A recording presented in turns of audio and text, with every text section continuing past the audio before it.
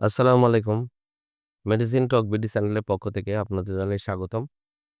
আজকে আমি যে মেডিসিনটি নিয়ে আপনাদের সামনে হাজির হয়েছি সেটার নাম হলো রিপডিএক্স ট্যাবলেট, যার মধ্যে রয়েছে কোরাল ক্যালসিয়াম ৬০০ মিলিগ্রাম এবং ভিটামিন ডি3 ৪০০ আইইউ। এটি হেলথ কেয়ার ফার্মাসিউটিক্যালস লিমিটেডের একটি ঔষধ। এটি একটি ক্যালসিয়ামের ট্যাবলেট, যার মধ্যে রয়েছে কোরাল ক্যালসিয়াম এবং ভিটামিন ডি3। ক্যালসিয়ামের অভাবজনিত সমস্যার জন্য এই রিপডিএক্স ট্যাবলেটটি সেবন করা হয়ে থাকে। আজকে আমরা এই ভিডিওতে এই রিপডিএক্স ট্যাবলেট সম্পর্কে বিস্তারিত আলোচনা করব। এটি মূলত কি রোগে কাজ করে থাকে, মাত্রা, সেবনবিধি কি, পার্শ্ব প্রতিক্রিয়া কি, এই সকল দিকগুলো নিয়ে বিস্তারিত আলোচনা করব। তো প্রথমে আসুন দেখে নেওয়া যাক রিপডিএক্স ট্যাবলেটটি মূলত কি রোগে কাজ করে থাকে। এটি খাদ্যে ক্যালসিয়ামের ঘাটতি পূরণে, গর্ভাবস্থা এবং স্তন্যদানকালে, শিশুদের দ্রুত বৃদ্ধির সময় এটা দেওয়া হয়ে থাকে।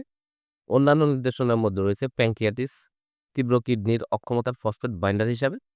এছাড়া হাড়ে ক্যালসিয়ামের শর্ট হলে বা ক্যালসিয়ামের অভাব দেখা দিলে হাড়ের মধ্যেও ব্যথা হয়, হাড় ভেঙে যাওয়া, হাড় জোড়া লাগানো। এছাড়া হাড় ভেঙে যাওয়া, হাড় জোড়া লাগানো, এ সকল সমস্যার জন্য এই রিপডিএক্স ট্যাবলেটটি অত্যন্ত জনপ্রিয় এবং ভালো কাজ করে থাকে।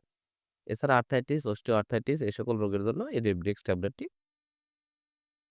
এবার আসুন দেখে নেওয়া যাক এর মাত্রা ও সেবনবিধি কি। এটি একটি করে ট্যাবলেট ১ থেকে ২ বার প্রচুর পরিমাণে পানির সাথে চিকিৎসকের পরামর্শ অনুযায়ী ভরা পেটে খেলে শোষণ ভালো হয়। অবশ্যই ভরা পেটে খাওয়ার চেষ্টা করবেন। এটি অবশ্যই দিনের বেলা খাওয়ার চেষ্টা করবেন। এবার আসুন দেখে নেওয়া যাক এর পার্শ্ব প্রতিক্রিয়া কি। বিরল ক্ষেত্রে পেট ফাঁপা, বুক জ্বালা, ডায়রিয়া বা কোষ্ঠকাঠিন্য হতে পারে। দীর্ঘদিন ব্যবহারের পরে হাইপারক্যালসিমিয়া এ ধরনের রোগ সৃষ্টি করতে পারে।